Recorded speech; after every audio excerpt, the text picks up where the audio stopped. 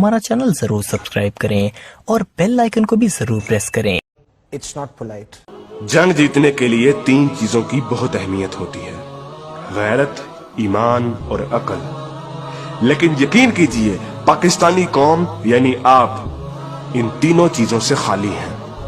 आज मैं आपको मायूस नहीं करूंगा, बल्कि आप लोगों को हकीकत दिखाऊंगा, आप लोगों को आईना दिखाऊंगा। आप लोग वो कौम है कि जिनके इंतहाई संगीन और परेशान कुन हालात में जब आपकी शहरत काटी जा रही थी, तब भी पाकिस्तान के यूट्यूब पर ट्रेंडिंग में ड्रामे और गाने थे।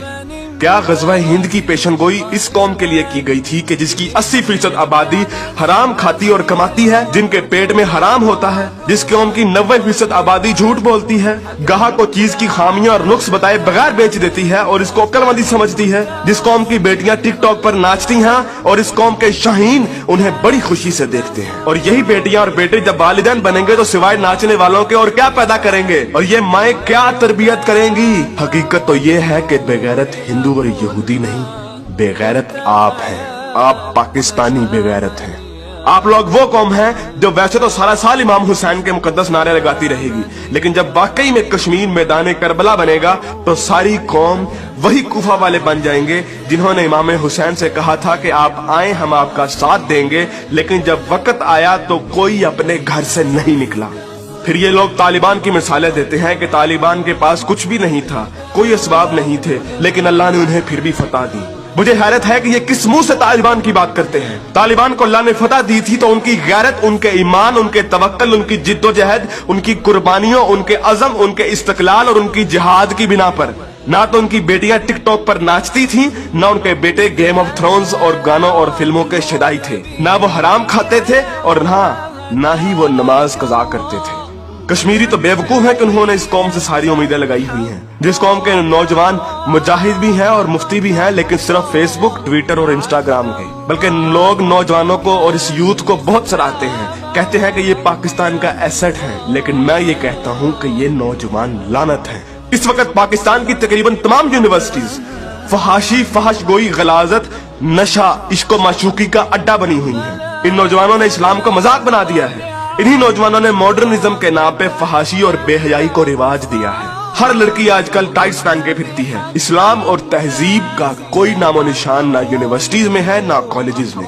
आज के लड़के गर्लफ्रेंड बनाने और लड़कियां बॉयफ्रेंड बनाने को फख्र समझती हैं। इन्हीं नौजवानों में चर्च और सिगरेट एक फैशन बन चुका है। हॉलीवुड के गाने और फिल्में और खुसूसी तौर पे नेटफ्लिक्स आज फैशन, मॉडर्न और पढ़े लिखे होने की अलामत है। और फितने सिर्फ शहरी इलाकों में ही नहीं, देहात में अक्सर मसाजिद खाली पड़ी रहती हैं। बमुश्किल किसी मस्जिद में एक सबसे ज्यादा नमाजी होते हैं। और झूठ, शरीकेबाजी, बदला और फसाद जितना देहात में होता है उतना तो शहरों में भी नहीं होता। अक्सर कॉलेजेस और यूनिवर्सिटीज के असातिज़ा फहश किस्म की जुगते लगाते हैं और बच्चों को बजाय अखलाकियात की तालीम देने के खुद बद अखलाकी की मिसाल बने होते हैं। और ऐसा क्यों ना हो, जब टीचर 45 मिनट पढ़ाने के पैसे ले लेता है लेकिन 20 मिनट पढ़ाता है और बाकी टाइम या तो मोबाइल पे गुजारता है या जुगतबाजी में या मजाक करने में, तो जब असातिज़ा तक के पेट में हराम की कमाई होगी तो वो क्या अखलाक सिखाएंगे। और सबसे बढ़कर हम जिन्स परस्ती और लोंडेबाजी पे बने हुए मजाक इस कदर आम हो चुके हैं, इस कदर आम हो चुके हैं कि सोशल मीडिया पर चलने वाले बिलावल भुट्टो और शेख रशीद की मीम्स इस कदर आम हो गई हैं कि जैसे ये कोई मसला ही नहीं, जैसे ये कोई खिलाफ इस्लाम, खिलाफ तहजीब कोई बात ही नहीं। ये फितना मजाक मजाक में इस कदर आम हो गया है कि अब तो कोई स्कूल, कोई कॉलेज, कोई यूनिवर्सिटी से मुस्तस्ना नहीं। जिस कौम के बच्चे 12-12, 13-13 साल की उम्र में स्कूलों से ही फहाशी और पोर्नोग्राफी के मरीज बन जाते हैं, तो क्या वो हवस के पुजारी नहीं बनेंगे? ऐसी जगह ज़ैनब जैसे केस सामने नहीं आएंगे तो और क्या होगा? मुझे हैरत होती है कि हर बंदा मीडिया को तनकीद का निशाना बनाता है, हर बंदा मीडिया को फहाशी का असल कसूरवार ठहराता है, लेकिन खुद को कोई जिम्मेदार नहीं ठहराता, जो उस मीडिया को बड़े शौक और बाकायदगी से देखता है और उस मीडिया को अरबों रुपए का बिजनेस भी देता है।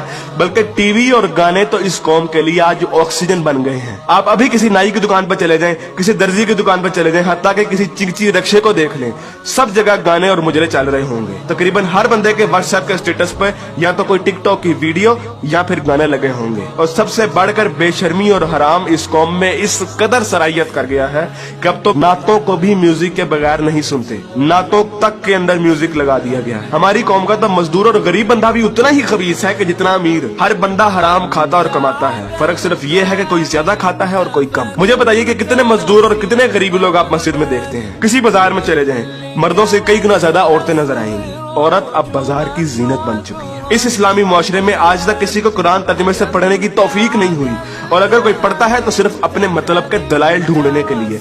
बरेलवी कुरान खोलते हैं तो ईद मिलादुन नबी को सही साबित करने के लिए, शिया कुरान खोलते हैं तो जुलूस और मातम को सही साबित करने के लिए, तबलीगी जमात वाले कुरान खोलते हैं तो सिर्फ तबलीग के दलाइल ढूंढने के लिए, औरतें कुरान खोलती हैं तो मर्दों को निगाहें नीची करने वाली आयत दिखाने के लिए, और मर्द कुरान खोलते हैं तो औरतों को पर्दा करने वाली आयत दिखाने के लिए। और बहुत सी अवाम तो ऐसी है कि जो सिर्फ और सिर्फ वजीफे करने के लिए कुरान खोलती है। यानी इन लोगों ने कुरान को अल्लाह की किताब नहीं बल्कि टेलीफोन डायरेक्टरी बना दिया है।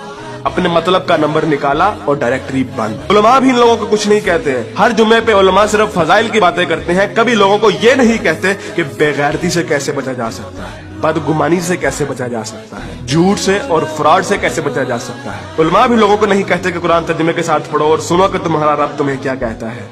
और यकीन कीजिए कि जब आप कुरान तर्जुमे के साथ पढ़ेंगे तो आपको अंदाजा होगा कि एक बार सुभान अल्लाह या 100 बार कलमा पढ़ने से जन्नत नहीं मिलनी। अमल करना पड़ता है, अमल। लेकिन हमारे मीठे मीठे उलमा और मुबल्लिग सिर्फ और सिर्फ मोहब्बतें बांटने पर जन्नतों का वीजा दे देते हैं। जिस मुल्क में दुनिया में सबसे ज्यादा ईद मिलादुन नबी मनाई जाती हो, मुहर्रम के जुलूस निकलते हो, तबलीगी जमात वाले तबलीग करते हो, वही मुल्क दुनिया में करप्शन और झूठ और हराम कमाने में सबसे आगे है। तुम लोग कुर्बानी के लिए जानवर भी लेते हो तो सिर्फ लोगों को दिखाने के लिए, अपना स्टेटस कायम करने के लिए। यकीन कीजिए असल गद्दार आप हैं। कायदे आजम अल्लामा इकबाल और 50 लाख शोहदा के लहू से गद्दारी की है आपने, पाकिस्तान से गद्दारी की है आपने, और सबसे बढ़कर अल्लाह और उसके रसूल से गद्दारी की है आपने। गज़वा उहद में जब सहाबा ने हुजूर अकरम सल्लल्लाहु अलैहि वसल्लम की एक छोटी सी नाफरमानी की थी, तो उस छोटी सी नाफरमानी की बिना पर अल्लाह ने मुसलमानों को बहुत बड़ी शिकस्त दी। हालांकि वो सहाबा थे और अल्लाह के रसूल भी उनमें मौजूद थे।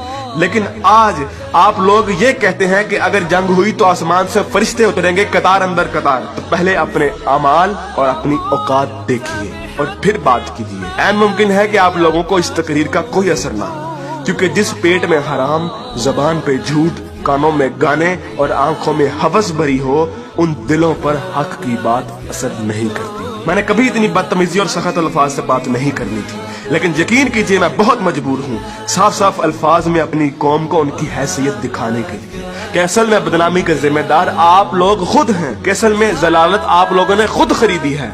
ना तो आप कुरान के मोमिन हैं, ना इकबाल के शाहीन।